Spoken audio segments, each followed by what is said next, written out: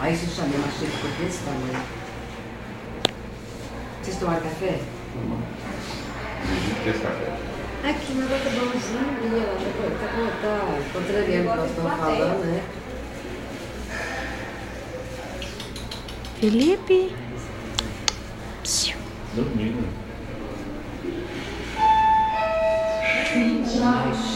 Ei, Felipe.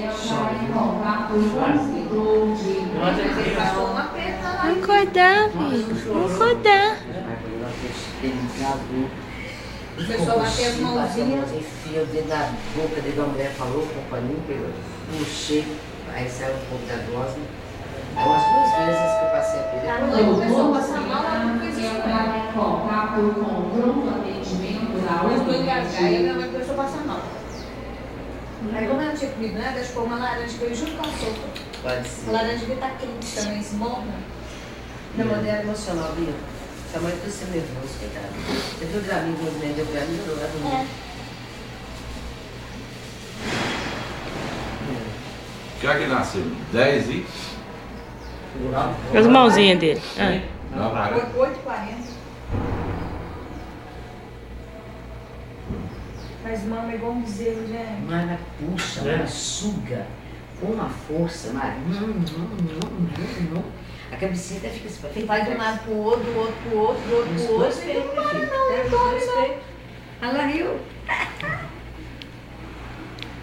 Então agora se pode preparar. Então ela ficar seca. Parou aquele negócio? Não, até que agora Ó, deu mais depois não, de né? 5h30 Depois da que manhã, deu mais não não. fez Não viu mais, né? Você tem que Ah, eu vi ontem. Hã? Que é o dedo. Ah, não, aí eu não vi, não. A médica, a moça não tinha A falado isso pra enfermeira Virgínia. não tinha falado isso, ela falou isso depois, Falou falou comigo lá assim, em falou, só pega esse... Fez na boca dele, que eu fui pra lá, fez o dedo lá, paninho. Ei, minha filha, gostoso. porque a intenção é tirar essa Ih, Força, gostoso, não tem você já tem escuta tanto que é o direitinho. E ele, É, Vai gente. acabar, não sabe?